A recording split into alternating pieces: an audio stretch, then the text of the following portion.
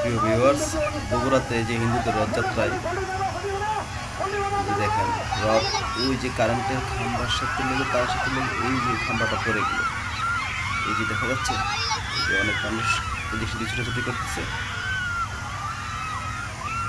অনেক মানুষ শখ খেয়ে এদিক সেদিক ছিটকে করছে। এই যে দেখুন হাজার হাজার মানুষ, এর মধ্যে থেকে অনেক মানুষ আহত হয়েছে। এই যে দেখুন রথের ভেতর থেকে ধোঁয়া বেরোচ্ছে, মনে হচ্ছে রথে আগুন লেগে গেছে। ওই যে দেখুন আগুন, ওই যে আগুন দেখা যাচ্ছে। হ্যাঁ,